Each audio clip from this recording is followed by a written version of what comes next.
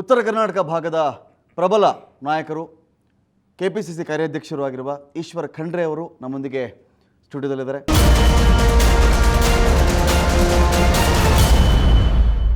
ಈಶ್ವರ್ ಖಂಡ್ರೆ ಅವರೇ, ಸ್ವಾಗತ ನಮಗೆ ಈ ಮಾತುಕತೆಗೆ. ನಮಸ್ಕಾರಗಳು. ಈಶ್ವರ್ ಖಂಡ್ರೆ ಅವರೇ, ಲೋಕಸಭಾ ಚುನಾವಣೆಗೆ ಸಿದ್ಧತೆ ನಡೀತಾ ಇದೆ. ದೇವೇಗೌಡರನ್ನು ಪ್ರಧಾನಿ ಮಾಡಬೇಕು ಅಂತನಾ, ರಾಹುಲ್ ಗಾಂಧಿ ಅವರು ಪ್ರಧಾನಿ ಮಾಡಬೇಕು ಅಂತನಾ ಅಂತ? ನೋಡಿ, ಈಗಾಗಲೇ ಸ್ಪಷ್ಟವಾಗಿ ಈ ದೇಶದಲ್ಲಿ ಜಾತೀಯತೆ ವಿರುದ್ಧ, ಕೋಮುವಾದದ ವಿರುದ್ಧ, ಭ್ರಷ್ಟಾಚಾರದ ವಿರುದ್ಧ ರಾಹುಲ್ ಗಾಂಧಿಯವರು ಹೋರಾಟ ಮಾಡ್ತಾ ಇದ್ದಾರೆ. ಸ್ವತಃ ದೇವೇಗೌಡರವರೇ ರಾಹುಲ್ ಗಾಂಧಿಯವರು ಪ್ರಧಾನಮಂತ್ರಿ ಆಗಬೇಕು ಅನ್ನುವಂಥ ಒಂದು ತಮ್ಮ ಇಂಗಿತವನ್ನು ವ್ಯಕ್ತಪಡಿಸಿದ್ದಾರೆ. ಅದಕ್ಕೆ ರಾಹುಲ್ ಗಾಂಧಿಯವರೇ ಪ್ರಧಾನಮಂತ್ರಿ ಆಗ್ತಾರೆ. ಎರಡು ಕುಟುಂಬಗಳ ಸರ್ವೈವಲ್ಗೋಸ್ಕರ ಈ ಮೈತ್ರಿ ಮಾಡ್ಕೊಂಡಿದ್ದಾರೆ ಅಂತ. ಒಂದು ದೇವೇಗೌಡರ ಕುಟುಂಬ, ಇನ್ನೊಂದು ರಾಹುಲ್ ಗಾಂಧಿ ಫ್ಯಾಮಿಲಿ ಅಂತ. ಸುಳ್ಳು. ಅದಕ್ಕೆ ಮತ್ತು ಮೈತ್ರಿ ಮಾಡಿಕೊಂಡಂಥದ್ದು ಜಾತ್ಯತೀತ ಶಕ್ತಿಗಳನ್ನು ಒಗ್ಗೂಡಿಸಬೇಕು, ಒಂದು ಒಳ್ಳೆಯ ಆಡಳಿತ ಕೊಡಬೇಕು, ಕೋಮುವಾದಿ ಶಕ್ತಿಗಳು ಬೆಳೀಬಾರ್ದು ಅನ್ನುವಂಥ ರೀತಿಯಲ್ಲಿ ಮೈತ್ರಿ ಮಾಡಿಕೊಳ್ಳಲಾಗಿದೆ. ಅದಕ್ಕೆ ಪರಿವಾರದ ಸ್ವಾರ್ಥ ಅನ್ನುವಂಥದ್ದು ಶುದ್ಧ ತಪ್ಪು, ಸುಳ್ಳು. ಕಾಂಗ್ರೆಸ್ ಕಾರ್ಯಕರ್ತರು ಪ್ರಶ್ನೆ ಕೇಳ್ತಾ ಇದ್ದಾರೆ, ದೇವೇಗೌಡರನ್ನ ಮಕ್ಕಳನ್ನ ಮೊಮ್ಮಕ್ಕಳನ್ನ ಬೆಳೆಸೋಕ್ಕೋಸ್ಕರವಾಗಿ ಮೈತ್ರಿ ಮಾಡ್ಕೊಂಡಿದ್ಯಾ ಕಾಂಗ್ರೆಸ್ ಅಂತ ಹೇಳಿ. ನೋಡಿ, ಯಾವ ಪರಿಸ್ಥಿತಿಯಲ್ಲಿ ಮೈತ್ರಿ ಆಗಿದೆ ಅಂತೇಳಿ ಪ್ರತಿಯೊಬ್ಬ ಕಾಂಗ್ರೆಸ್ ಕಾರ್ಯಕರ್ತರು ಅದರ ಬಗ್ಗೆ ಬಲ್ಲವರಾಗಿದ್ದಾರೆ. ನಮಗೆ ಒಂದು ವೇಳೆ ಬಹುಮತ ಬರ್ತಿತ್ತು ಅಂತ ಹೇಳಿದ್ರೆ ಮೈತ್ರಿ ಮಾಡಿಕೊಳ್ಳುವಂಥ ಪ್ರಶ್ನೆ ಬರ್ತಾ ಇರಲಿಲ್ಲ. ಆದರೆ ಇವತ್ತು ಎಲ್ಲೋ ಒಂದು ಕಡೆ ನಾವು ಮಾಡಿದಂಥ ಸಾಧನೆ ಜನರಿಗೆ ತಲುಪಿಸಲಿಕ್ಕೆ ವಿಫಲರಾಗಿದ್ದೇವೆ ನಮ್ಮ ಕಾರ್ಯಕರ್ತರೆಲ್ಲರೂ.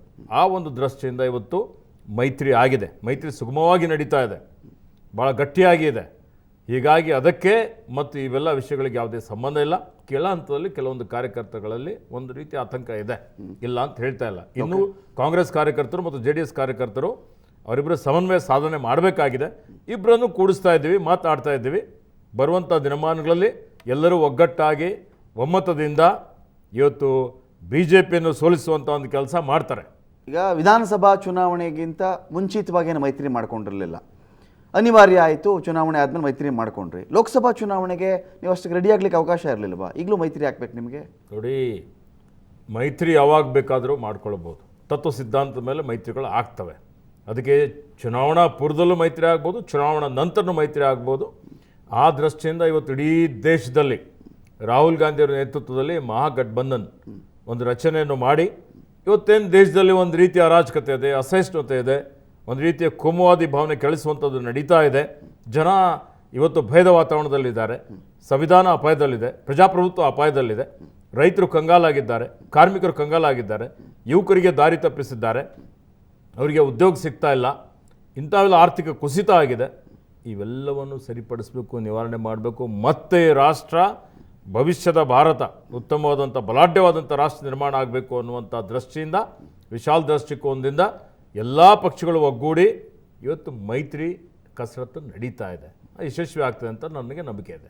ದೇಶದ ಅನೇಕ ರಾಜ್ಯಗಳಲ್ಲಿ ಕಾಂಗ್ರೆಸ್ ಜೊತೆಗೆ ಮೈತ್ರಿ ಸಣ್ಣ ಪುಟ್ಟ ಪಕ್ಷಗಳಿಗೂ ಬೇಕಾಗಿಲ್ಲ. ಈಗ ನೀವು ಉತ್ತರ ಪ್ರದೇಶ ಬಂದರೆ BSPಗೂ ಬೇಕಾಗಿಲ್ಲ, SPಗೂ ಬೇಕಾಗಿಲ್ಲ. ನೀವು ಭಯ ನೋಡಿ, ನಿಮ್ಮ ಜೊತೆ ಇದ್ರೆ ಅವ್ರಿಗೆ ಡೇಂಜರ್ ಆಗುತ್ತೆ ಅಂತ ಹೇಳಿ. ಉತ್ತರ ಪ್ರದೇಶ ಒಂದೇ ಉದಾಹರಣೆ ತೆಗೆದುಕೊಳ್ಳುವಂಥದ್ದು ಬೇಡ. ಇವತ್ತು ಉತ್ತರ ಪ್ರದೇಶದಲ್ಲಿ ಮೈತ್ರಿ ಆಗದೇ ಇದ್ದರೂ ಇವತ್ತು BSP ಇರ್ಬೋದು, SP ಇರ್ಬೋದು, ಅವರೆಲ್ಲ ಸ್ಪಷ್ಟವಾಗಿ ಹೇಳಿದ್ದಾರೆ, ಯಾವುದೇ ಪರಿಸ್ಥಿತಿಯಲ್ಲಿ ನಾವು BJP ಜೊತೆಯಲ್ಲಿ ಕೈ ಜೋಡಿಸೋದಿಲ್ಲ. ಮುಂದೆ ಚುನಾವಣೆ ನಂತರ ಮತ್ತೆ ನಾವೆಲ್ಲರೂ ಜಾತ್ಯತೀತ ಶಕ್ತಿಗಳು ಒಗ್ಗೂಡ್ತೀವಿ ಅನ್ನುವಂಥ ಮಾತನ್ನು ಹೇಳಿದ್ದಾರೆ. ಅದರಲ್ಲಿ ಮತ್ತೆ ಅದಕ್ಕೆ ಯಾವುದೇ ಒಂದು ಅಪಾರ್ಥ ಮಾಡಿಕೊಳ್ಳುವಂಥದ್ದು ಅವಶ್ಯಕತೆ ಇಲ್ಲ. ಇಲ್ಲಿ ಸುಮಲತಾ ಅವರ ನಾಮಿನೇಷನ್ ಟೈಮಲ್ಲಿ ಕಾಂಗ್ರೆಸ್ ಫ್ಲ್ಯಾಗ್ ತುಂಬ ಹಾರಾಡ್ತಾ ಇತ್ತು ಸರ್. ನಿನ್ನೆ 2ನೇ ಹಂತದ ಎಲ್ಲ ಕಾರ್ಯಕರ್ತರು, ನಾಯಕರು ಕೂಡ ಈ ಒಂದು ರ್ಯಾಲಿಯಲ್ಲಿ ಪಾಲ್ಗೊಳ್ತಾ ಇದ್ರು. ಯಾಕೆ? ನೋಡಿ, ಈಗಾಗಲೇ ನಮ್ಮ ಪಕ್ಷದ ವರಿಷ್ಠರು ಭಾಳ ಸ್ಪಷ್ಟವಾಗಿ ಸೂಚನೆಯನ್ನು ಕೊಟ್ಟಿದ್ದಾರೆ.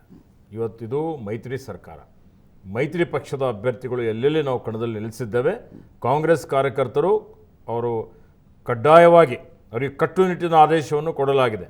ಪ್ರತಿಯೊಬ್ಬರು ಮೈತ್ರಿ ಪಕ್ಷದ ಅಭ್ಯರ್ಥಿಗಳ ಜೊತೆಯಲ್ಲೇ ಇರಬೇಕು ಮತ್ತು ಅವರಿಗೆ ತಮ್ಮ ಬೆಂಬಲವನ್ನು ಕೊಡಬೇಕು ಮತ್ತು ಪ್ರಚಾರನ ಅವ್ರ ಜೊತೆಯಲ್ಲೇ ಮಾಡಬೇಕು ಅನ್ನುವಂಥ ಒಂದು ವಿಚಾರವನ್ನು ಅವರಿಗೆ ಈಗಾಗಲೇ ತಿಳಿಸಲಾಗಿದೆ. ನಾಯಕರು ಕ್ಯಾಮ್ರಾಗಳ ಮುಂದೆ ತಿಳಿಸ್ತಾ ಇದ್ದಾರೆ, ಮೈತ್ರಿ ಒಗ್ಗಟ್ಟು ತೋರಿಸ್ತಾ ಇದ್ದಾರೆ. ತಳ ಹಂತದಲ್ಲಿ ಕಾರ್ಯಕರ್ತರ ಮಟ್ಟದಲ್ಲಿ ಯಾರೂ ಕೇಳಲಿಕ್ಕೆ ರೆಡಿ ಇಲ್ಲ ಸರ್. ತಳ ಹಂತದಲ್ಲಿ ಸ್ವಲ್ಪ ಮಟ್ಟಿಗೆ ಪರಸ್ಪರ ಅಭಿಪ್ರಾಯ ಭೇದಗಳಿದ್ದಾವೆ.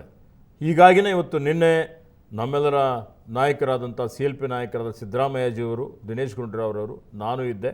ಸುಮಾರು ಎಲ್ಲ ಹಾಸನ ಜಿಲ್ಲೆಯವರಿಗೆ, ಚಿಕ್ಕಮಗಳೂರು ಜಿಲ್ಲೆಯವರಿಗೆ, ಉಡುಪಿ ಜಿಲ್ಲೆಯವರಿಗೆ ಮತ್ತು ಈಗ ಮುಂದೆ ಮಂಡ್ಯ ಜಿಲ್ಲೆಯವರೆಗೂ ಎಲ್ಲರನ್ನೂ ಕರೆಸಿ ಅವರ ಏನು ಅನಿಸಿಕೆಗಳಿದ್ದಾವೆ ಅದೆಲ್ಲವನ್ನೂ ತಿಳಿದುಕೊಂಡು ಅವರಿಗೆ ಮನದಟ್ಟು ಮಾಡಿಕೊಟ್ಟು ಇಂದಿನ ಈ ಒಂದು ದೇಶದ ಪರಿಸ್ಥಿತಿ, ಸಮಾಜದ ಪರಿಸ್ಥಿತಿ ಇವೆಲ್ಲವನ್ನು ನೋಡಿಕೊಂಡು ವಿಶಾಲ ದೃಷ್ಟಿಕೋನದಿಂದ ಮೈತ್ರಿಗೆ ನೀವೆಲ್ಲರೂ ಬೆಂಬಲ ವ್ಯಕ್ತಪಡಿಸಲೇಬೇಕು ಅನ್ನುವಂಥ ಒಂದು ವಿಚಾರವನ್ನು ಅವರಿಗೆ ನಾವು ಹೇಳ್ತಾ ಇದ್ದೇವೆ. ಹೀಗಾಗಿ ಬರುವಂಥ ದಿನಮಾನಗಳಲ್ಲಿ ಅವರೆಲ್ಲರೂ ಮೈತ್ರಿ ಪಕ್ಷದ ಅಭ್ಯರ್ಥಿಗಳಿಗೆ ಸಂಪೂರ್ಣವಾದಂಥ ಬೆಂಬಲ ಕೊಡ್ತಾರೆ. ನಿಮಗೇ ನಗು ಬರ್ತಿದೆ ಸರ್, ನೀವೇ ಸ್ಮೈಲ್ ಮಾಡ್ತಾ ಇದ್ದೀರಿ. ನನಗೆ ವಿಶ್ವಾಸ ಇದೆ, ಅದಕ್ಕೆ ನಗ್ತಾ ಇದ್ದೀನಿ. ಆತ್ಮವಿಶ್ವಾಸ ಇದೆ, ಅವ್ರು ಸಪೋರ್ಟ್ ಬೆಂಬಲ ಮಾಡೇ ಮಾಡ್ತಾರೆ ಅಂತ. ದೇವೇಗೌಡರ ಫ್ಯಾಮಿಲಿಗೆ 2 ಸೀಟ್ ಇತ್ತು, 4 ಸೀಟ್ ಮಾಡಲಿಕ್ಕೆ ಒದ್ದಾಡ್ತಾ ಇದೆ ಕಾಂಗ್ರೆಸ್ ಅಂತ ಹೇಳಿ. ನೋಡಿ, ಅದು ಯಾವುದೇ ಒಂದು ಪಕ್ಷದಲ್ಲಿ ಇವತ್ತು ಅವರವರ ಸಾಮರ್ಥ್ಯದ ಮೇಲೆ ಪ್ರಜಾಪ್ರಭುತ್ವದಲ್ಲಿ ಎಲ್ಲರಿಗೂ ಚುನಾವಣೆಯಲ್ಲಿ ಸ್ಪರ್ಧೆ ಮಾಡುವಂಥ ಒಂದು ಹಕ್ಕಿದೆ. ಅವರ ಸಾಮರ್ಥ್ಯ ಮತ್ತು ಅವರ ಒಂದು ದೂರದೃಷ್ಟಿ, ಅವರ ಸಮಾಜ ಸೇವೆ, ಅದರ ಮೇಲೆ ಜನ ಪ್ರಜಾಪ್ರಭುತ್ವದಲ್ಲಿ ಅವರಿಗೆ ಅಪ್ಪಿಕೊಳ್ಳುವಂಥದ್ದು, ಅವರಿಗೆ ಒಪ್ಪಿಕೊಳ್ಳುವಂಥದ್ದು ಅಥವಾ ಅವರಿಗೆ ತಿರಸ್ಕಾರ ಮಾಡುವಂಥದ್ದು ಜನರಿಗೆ ಬಿಟ್ಟದ್ದು.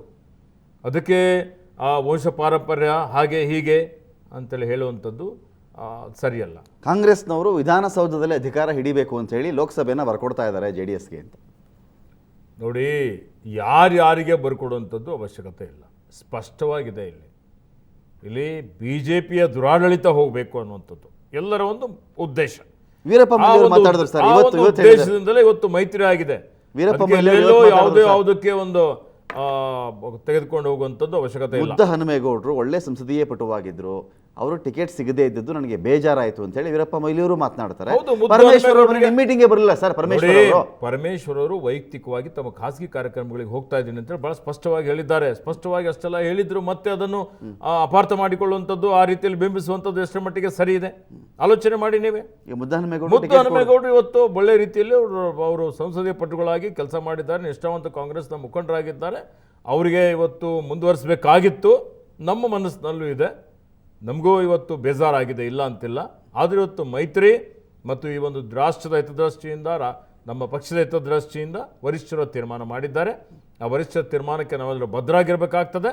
ಮತ್ತು ಮುದ್ದು ಹನುಮೇಗೌಡರಿಗೆ ಅವರ ಸ್ಥಾನಮಾನ ಆಗಲಿ, ಅವ್ರಿಗೆ ಗೌರವ ಆಗಲಿ, ಯಾವ ರೀತಿಯಲ್ಲಿ ಎಲ್ಲಿ ಸಮಯ ಬಂದಾಗ ಯಾರ್ಯಾರು ತಾಳ್ಮೆ ವಹಿಸಿದ್ದಾರೆ ಅಂಥವ್ರು ಇನ್ನೂ ಉತ್ತಮ ರೀತಿಯಲ್ಲಿ ಅವರಿಗೆ ಸ್ಥಾನಮಾನಗಳು ಸಿಕ್ಕಿದ್ದಾವೆ ಅಂತೇಳಿ ಪ್ರತಿಯೊಬ್ಬರು ನೆನಪಿನಲ್ಲಿ ಇಟ್ಕೊಳ್ಬೇಕು. ಸರ್, ಮೊನ್ನೆ ದೇವೇಗೌಡರು, ನೀವು, ಸಿದ್ದರಾಮಯ್ಯ ಅವರು, ದಿನೇಶ್ ಗುಂಡೂರಾವ್ ಅವರು, DK ಶಿವಕುಮಾರ್, HD ಕುಮಾರಸ್ವಾಮಿ ಅವರು ಎಲ್ಲ ಒಂದೇ ವೇದಿಕೆಯಲ್ಲಿ ಇದ್ರಿ ಸರ್. ಒಂದು ಸಭೆ ಮುಗಿಸ್ಕೊಂಡ ನಂತರದಲ್ಲಿ ಎಲ್ಲಿ ನಿಲ್ತೀರಿ ದೇವೇಗೌಡ್ರೆ ಅಂತ ಒಂದು ಪ್ರಶ್ನೆ ಬಂತು. ದೇವೇಗೌಡರು ಇನ್ನೂ ಇದ್ದಾರೆ ರೀ, ಇಲ್ಲಿ ಈಶ್ವರ್ ಖಂಡ್ರೆ ಅವರಿದ್ದಾರೆ, DK ಶಿವಕುಮಾರ್ ಅವರಿದ್ದಾರೆ, ಸಿದ್ದರಾಮಯ್ಯ ಅವರಿದ್ದಾರೆ, ಎಲ್ಲರೂ ಕೇಳಿ ಹೇಳ್ತೀನಿ, ಬೆಂಗಳೂರು ಉತ್ತರಾಣೋ ತುಮಕೂರು ಅಂತ ಹೇಳ್ತಾ ಇದ್ರು. ಯಾವ್ದಾದ್ರು ಒಂದು ಕ್ಷೇತ್ರ ಹೇಳಿ ಸರ್ ಅವ್ರಿಗೆ. ಎಲ್ಲಿ ನಿಂತರು ದೇವೇಗೌಡರು ಜಯಗಳು ಸಜೆಸ್ಟ್ ಮಾಡಿ, ಇಂಥ ಕಡೆ ಗೆಲ್ಲಿಸ್ತೀವಿ ನಿಂತ್ಕೊಳ್ಳಿ ದೇವೇಗೌಡರು, ಅಪನಂಬಿಕೆ ಬೇಡ, ಅನುಮಾನ ಬೇಡ ಅಂತ. ದೇವೇಗೌಡರು ಎಲ್ಲಿ ಅವ್ರು ಇಚ್ಛೆ ಪಡ್ತಾರೆ ಅಲ್ಲಿ ನಿಲ್ಲಬಹುದು. ಎಲ್ಲಿ ನಿಂತರು ಬಹಳ ಹಿರಿಯ ಮುಖಂಡರಾಗಿದ್ದಾರೆ, ಭಯ ಪಡ್ತಿದ್ದಾರೆ, ಮಾಜಿ ಪ್ರಧಾನಮಂತ್ರಿಗಳಾಗಿದ್ದಾರೆ. ಭಯ ಇದೆ ಸರ್, ಭಯ ಪಡಿಸುವಂಥದ್ದು ಪಡುವಂತ ಒಂದು ವಿಚಾರ ಇಲ್ಲ. ಏಕೆಂದರೆ ಅವ್ರಿಗೆ ಎಲ್ಲ ಕಡೆಯಿಂದ ಇವತ್ತು ಒತ್ತಡ ಇದೆ, ನೀವು ಸ್ಪರ್ಧೆ ಮಾಡಿ ಅಂತೇಳಿ. ಆ ಒಂದು ದೃಷ್ಟಿಯಿಂದ ಇವತ್ತು ಅವ್ರು ತೀರ್ಮಾನ ಮಾಡ್ತಾರೆ. ಬೆಂಗಳೂರು ಉತ್ತರದ 5 ಜನ ಶಾಸಕರು ನಮ್ಮ ಕೆಲಸ ಮಾಡಿಕೊಟ್ರೆ ಸಪೋರ್ಟ್ ಮಾಡ್ತೀವಿ, BD ಅಂದ್ರೆ ನೆಪಕ್ಕೆ ನಮ್ಮನ್ನು ಕೂರಿಸಿದ್ದಾರೆ, ಏನು ಕೆಲಸ ಮಾಡ್ಕೊಡಲ್ಲ, ಫೈಲ್ ಮೂವ್ ಮಾಡಲ್ಲ, ಕೆಲವು ಕಡೆ ಅಪಾಯಿಂಟ್ಮೆಂಟ್ ಕೊಡಲ್ಲ. ಜಮೀರ್ ಅವರು ಈಗಾಗಲೇ ಇವತ್ತಿನ ಪತ್ರಿಕೆಯಲ್ಲಿ ಬಂದಿದೆ, ಬಹಿರಂಗವಾಗಿ ಹೇಳಿಕೆ ಕೊಟ್ಟಿದ್ದಾರೆ. ನಾವೆಲ್ಲ ದೇವೇಗೌಡರಿಗೆ ಆಹ್ವಾನ ಮಾಡಿದ್ದೇವೆ, ಅವ್ರು ಬಂದ್ರೆ ಹೆಚ್ಚಿನ ಮತಗಳಿಂದ ಗೆಲ್ಸ್ಕೊಡ್ತೀವಿ ಅನ್ನುವಂತ ಮಾತನ್ನು ಅವ್ರು ಹೇಳಿದ್ದಾರೆ. ಸರ್, ಕಾಂಗ್ರೆಸ್ ಲೀಡರ್ಗಳೇ ಕಾಂಗ್ರೆಸ್ ಲೀಡರ್ಗಳೇ ಸರ್, ಆ ಭಾಗದವರು ಇದ್ದಾರೆ. ನಾರ್ತ್ ಅಲ್ಲಿ ಜಮೀರ್ ಇದ್ದಾರೆ, ಸೋಮಶೇಖರ್ ಅವರು ಸ್ವಾಗತ ಮಾಡ್ತಾರೆ, ಅವರು ಸಪೋರ್ಟ್ ಮಾಡ್ತಾರೆ, ಬೆಂಬಲ ಮಾಡ್ತಾರೆ. ಆದ್ರೂ ಯಾಕೋ ಯಾವ್ದು ಸಂಶಯನೇ ಬೇಡ ಇದರಲ್ಲಿ. ಯಾವ್ದು ಮೀನಮೇಷ ಪ್ರಶ್ನೆ ಇಲ್ಲ. ಸ್ವಲ್ಪ ಮಟ್ಟಿಗೆ ಯಾವುದಾದ್ರೂ ವಿಚಾರಗಳಿದ್ರು ನಮ್ಮ ಮುಖಂಡರೆಲ್ಲರೂ ಕೂಡಿಕೊಂಡು ಅದನ್ನು ಸರಿಪಡಿಸ್ತಾರೆ. ಈಶ್ವರ್ ಖಂಡ್ರೆ ಅವ್ರನ್ನ ಮತ್ತಷ್ಟು ಮಾತನಾಡಿಸೋದಿದೆ, ಒಂದು ಬ್ರೇಕ್ ಆದ್ಮೇಲೆ.